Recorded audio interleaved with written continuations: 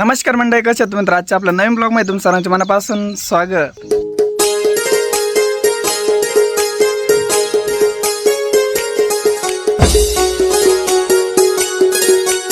आज प्रथमतः तुम्हाला तुमच्या संपूर्ण फॅमिलीस आपल्या हक्काच्या निलूच्या आजी यूट्यूब फॅमिलीकडून आषाढी एकादशीच्या हार्दिक शुभेच्छा. तर आजचा ब्लॉग खूप इंटरेस्टिंग होणार आहे. आता सकाळचे वाजले 8.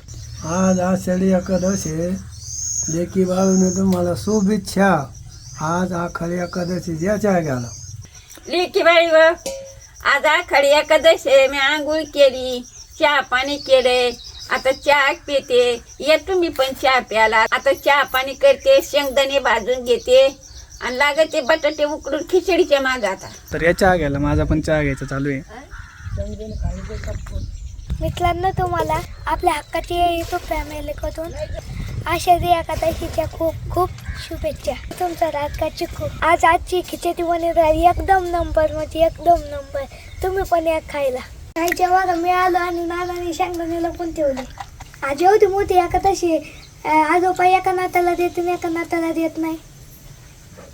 लपून ठेवते हा, लपून ठेवते मग कोणी म्हणायचं तुम्ही किती लपून ठेवता? मी हिसकून ते हा खातो हे बाई. आता चहा वगैरे घेतलाय, आंघोळ वगैरे केली आहे. आपल्या आजीची आता खिचडी वगैरे बनायला नाही का अजून टाईम लागेल. तोपर्यंत चिकू आणि मी चाललो आहेत गावातल्या विठ्ठल रुक्माईच्या मंदिरामध्ये. आणि आता आम्ही दोघं जाता माऊलीला पण घेऊन जाऊ. बाय. आमचे तू नजर पडत नाही दिसलं. तू दोनदा ध्यान करते, दोनदा हा सायशेचं तो दोनदा ध्यान करते, दोनदा नाही. तू याला बघितलंच नाही का अजून? हा याला बघितलंच नव्हतं. होतं मागच्या हप्ती आमटी माझ्या शाळा. माऊली फुलं घेऊन राहिले. चेनी गुलाब आहे ना माऊली? हो. चिंदी गुलाबाची जुई आहे का? 5 चांदणे, 5 चांदणे, काय आहे? 5 चांदणे. 5 चांदणे म्हणतो काहीतरी. आज एक वर्ष आली माळ घातली. माऊलीने माळ घातलेली. आज 1 वर्ष झालं आहे. आणि आम्ही विठ्ठल रुक्माईच्या मंदिरामध्ये दर्शनाला गेलेलो पण 1 वर्ष झालं आहे.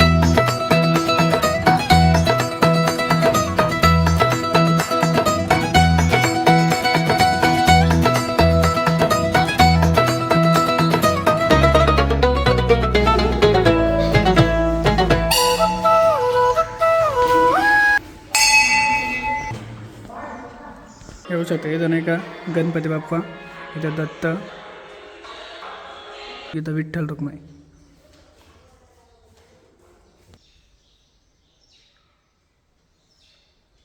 तर हे आपल्या गावातला सगळ्यात जुना नाही का विठ्ठल रुक्माई मंदिर. ते पूर्ण नाही का लाकडी बांधकाम होतं. आत्ताचे नाही का नवीन बांधकाम झालेलं आहे 1-2 वर्षापूर्वी. तर आता इथं नाही का हरिपाठ वगैरे व्हायला असं वाटतं. हे बघू शकतायत. टाळ पखवात वगैरे सगळं आणून ठेवलं इथं. तुम्हाला मी गावातले नाही का थोडे जुने वाडे दाखवतो. हे बघा सगळ्यात मोठले असे जुने वाडे होते पहिल्यांदा. गणपतीच्या दर्शनाला आलो आहेत सोबत. आता हनुमंताचं दर्शन घेऊ.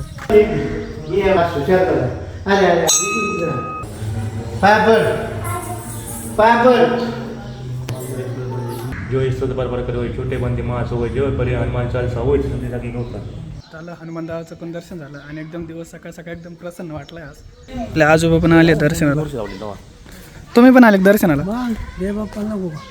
तुम्हीच पाहिजे ना, आम्ही नाही. कायचे आता आम्ही देवाचे दर्शन घेऊन आलेलो आहे. आता मम्मी खिचडी बनवत होतं, तुम्हाला दाखवत. या सगळे खिचडी खायला. कायचे बघा लय वास आलाय. आता मम्मी तुपता किती लय वास येतोय. कधी ते काय ना मम्मी, आता देवाला वाढीला उलटते. लय भूक लागली आम्हाला. आधी देवाला मांडू दे रे, मग तू खाय. देवाच्या आधीच तुला भूक लागली का? मला दर्शनाला नेलं पण नाही. मी एकलीच जाऊन आले दर्शन करून. आम्ही 3 जण गेलो होतो. बरे गेले. आज नाही का चिकूच इकडेच खिचडीचा उपवास चालू आहे. आता जस्ट मामी नाही का देवाला प्रसाद वगैरे दाखवला. आणि आता बघू शकता सगळ्या फॅमिलीपासून नाही का उपवासाला सुरुवात केली आहे खिचडीपासून. या खिचडी खायला आमच्या घरी आज 1 नंबर झाले, 1 नंबर. तुम्ही खाऊन टाकायचं, तुम्ही कमेंट करून सांगा. आता मी नाही का चिकूच इकडं नाही का खिचडी खाऊन आलो आहे. आणि बघा आपल्या आजीची चालू आहे आता घरी. तर सकाळी उठले, झाडून काढे, पाणी भरलं, चहा केला, आंघोळ केली, बटाटे उकडून टाकूस तर देव करून आले. आता मिरची वाटली त्याला, आता मिरची काढली आणि आता हे परतून घेतली. चांगलं परतीला जायचं. कसं राहिलं तर मग ते डवळं शिपीत दिसतं, मग पोट दुखत येतं. तर आता मी तुम्हाला घेऊन चाललो आहे तिन्ही देवाला. तिन्ही देव म्हणजे कानिपनाथ मच्छिंद्रनाथ आणि आपले वृद्धेश्वर.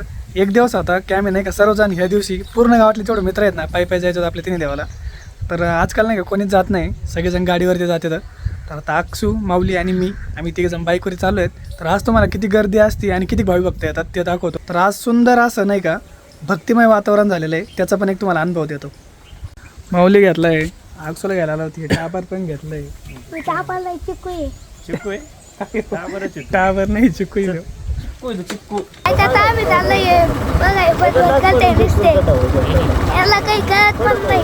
बघा हे मागचे काय आता आम्ही चाललोय कानिपनाथ मधीला, नंतर 2 नंबरला जातो मायंबाला आणि 3 नंबरला जातो ऋतीश्वरला.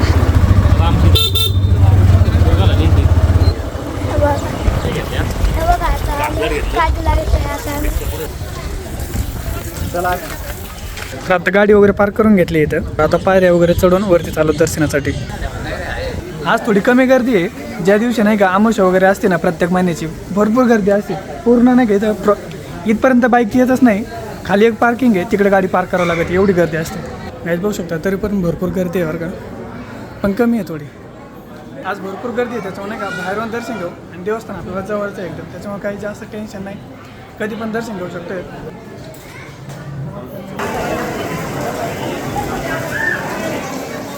एकदम मंद गती नाही का पावसाचं आगमन झालेलं आहे. मी तुम्हाला पूर्ण नवनाथांचा जन्म कसा झाला आहे त्याची एक प्रतिमा दाखवतो. हे बघू शकते मच्छिंद्रनाथांचा जन्म, गोरक्षनाथांचा जन्म, जालिंदरनाथांचा जन्म, कानिपनाथांचा जन्म, चरपटीनाथ जन्म, बतुरीनाथ जन्म, श्री नागनाथ जन्म, रेवनाथ जन्म आणि गायनाथ जन्म आणि एक मिडलला सर्व नवनाथांचे प्रतिमा. बाहेरच्या बॅक साईडने मंदिर कसं दिसतं ते तुम्हाला दाखवतो. ते बघू शकताय तिथं विठ्ठल रुक्मिणी मंदिर आहे आणि एक नग याच्यामध्ये भुयार आहे खाली. तिथं एक शंकर महादेवाची पिंड आहे, पण गर्दी भरपूर आहे. हे बघा आज गर्दी एकदम भरपूर आहे, बघू शकता भरपूर गर्दी आहे. आपल्याला एकदम खूप जवळ आहे आणि मी एक दिवशी येऊन तुम्हाला नाही का मंदिराच्या खाली जी गुहा आहे ना त्याच्यामध्ये शंकर महादेवाची पिंड दाखवेल. आता भरपूर गर्दी आहे आणि जाणं अशक्य आहे. नवनाथ पारायण मंदिर आहे आणि याच्यामध्ये पूर्ण नवनाथ आहे. इथं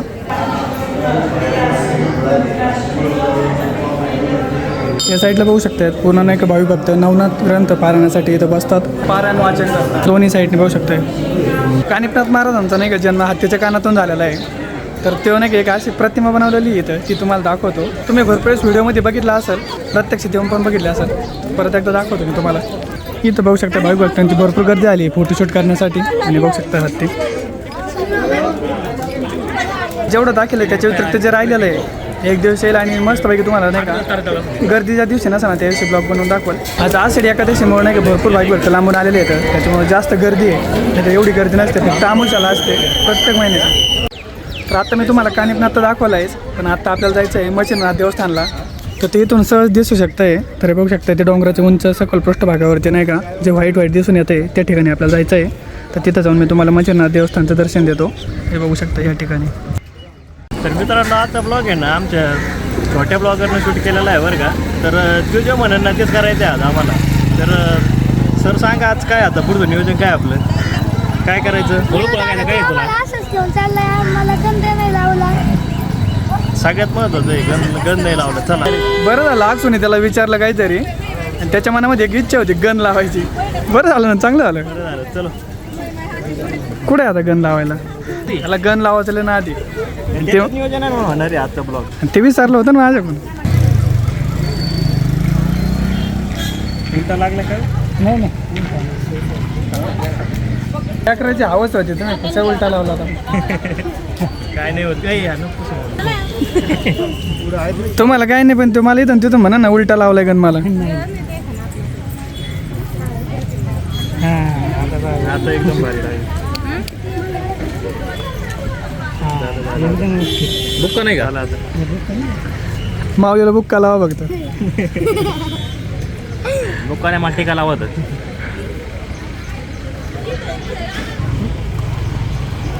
त्याच्या मनात तसंच राहिला असतं, मला तो कंटिन्यू म्हणला असता. तो देवाला नेला आणि गंध नाही लावून आणला मला. त्याला उलटाच लावला होता, पुसून परत लावलाय सईचा.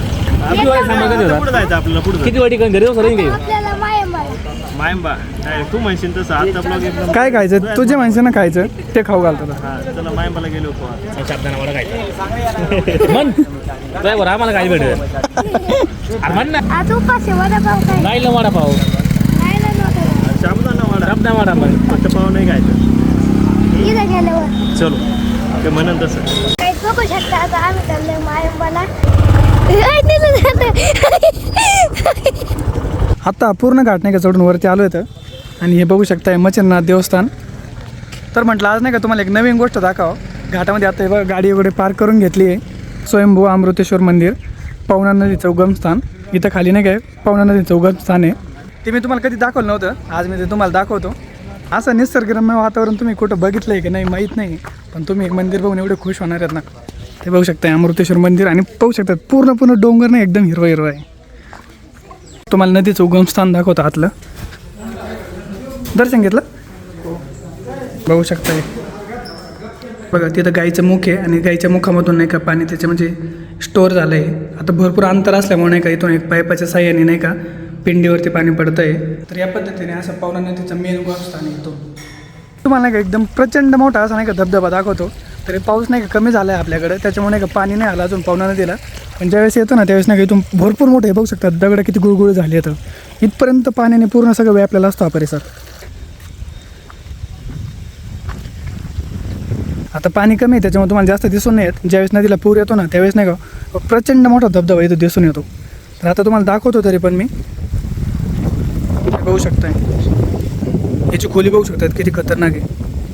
आणि खाली बघू शकतात किती मोठ्या दगड गेले आहेत वावरून. हे बघा एवढं दगड पडले डायरेक्ट. पोहोचले बडेबाबाच्या दरबारी.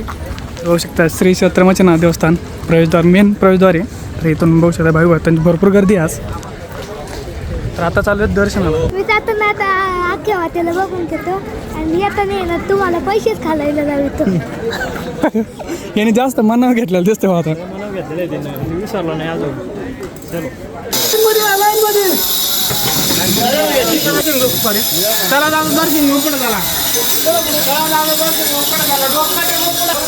आपलं नशीब चांगलं आहे की आता गर्दी नाही तर भरपूर प्रचंड गर्दी असते. हे बघा परत गर्दी वाढली, भरपूर गर्दी झाली लगेच. आता मंदिराचं काम चालू आहे. मंदिराचं बांधकाम कसं होणार ते पण तुम्हाला थोडासा आराखडा दाखवतो मंदिराचा. प्रकारे नाही का मंदिराचं बांधकाम होणार आहे पूर्णपणे नाही का काळ्या दगडामध्ये.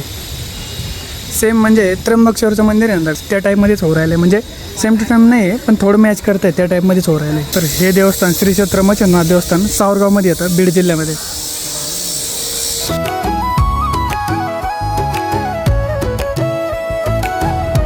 आता दर्शन वगैरे झालंय. चिकूनी सगळं बघून घेतलंय जातानीच. आता त्याला विचारू त्याला विचार केलेला आहे काय घ्यायचं काय नाही.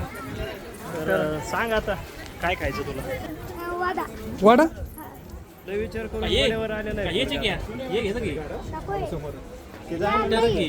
मी लहान नाही मग मोठा आहे, पाचवीला आहे. काही दिवस सांगितलं बघितलं पण काही सापडलं नाही. पण हे इथं चांगलं नाही म्हणून मी वादा खातो. लय उपास पण आहे. बरं चल वाडा तर वाडा. मग चांगलं डिसिजन घ्यायचं. चलो अक्षोने सांगितली लस्सी. लस्सी स्ट्रॉबेरी स्ट्रॉबेरी चालते ना उपासाला फळ आहे ते. ले तेरा वडा. अजून काय घ्यायचं का झालं एवढंच होतं काय.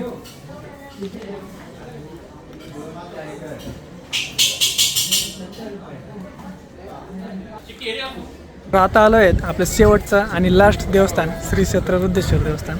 आम्ही असं नाही का मढी मायंबा आणि रुद्रेश्वर आमचा दरवर्षीचा रुटीन आहे. पायी असतो पण आता जवळपास 4-5 वर्षापासून नाही का प्रत्येकजण गाडीवरच जातो आणि त्याच्या याने. कारण जेवढे मित्र होते तेवढे सगळे नोकरीला वगैरे लागले आहेत, कोणीच नाही राहिलं. पायी जायचं पण कसं सगळ्याकडे गाडी झाली. हां ते पण विषय. सगळेजण आता जास्त करून गाडीच यूज करतात. आज भरपूर लांबूनच लाईन आहे भाई भक्तांची. त्याच्यामुळे आपण आज बाहेरून दर्शन घेऊ.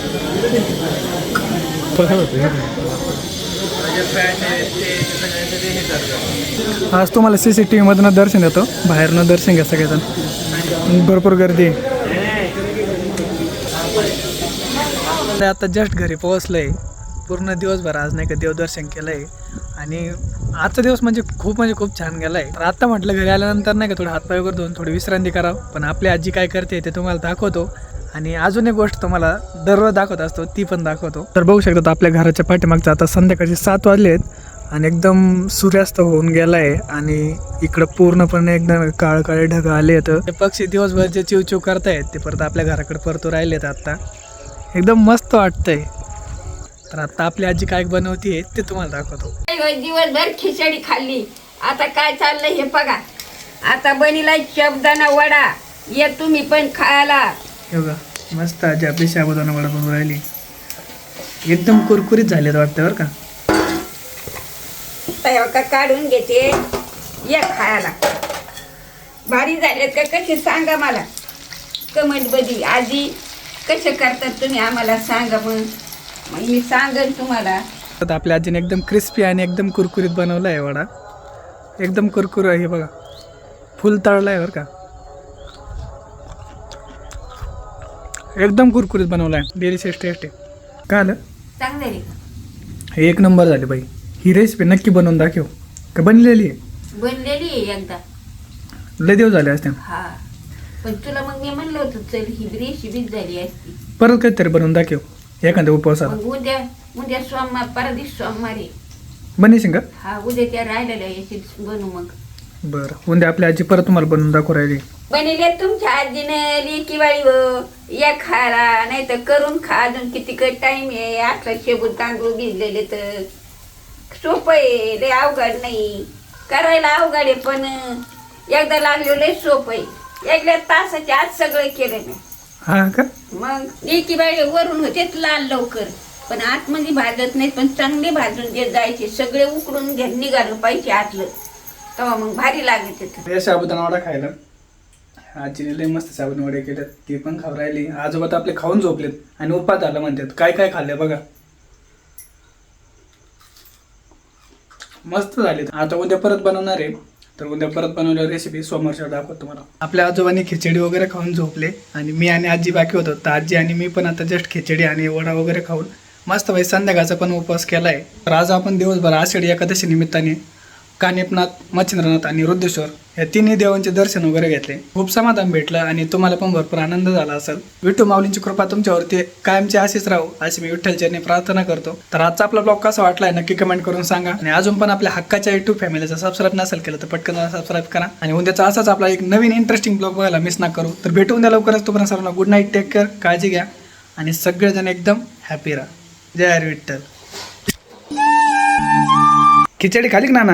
अरे या पर खाले, खिचडी खाल्ली, ककडी खाल्ली, परत हे लाडू काय म्हणते ते पावडा खाल्ला. पावडा नाही साबुदाणा वडा आहे. साबुदाणाचा वडा तो खाल्ला. उपास धरला काय झाला आणि कचून खाल्ले. तरी भाजलं नाही. तरी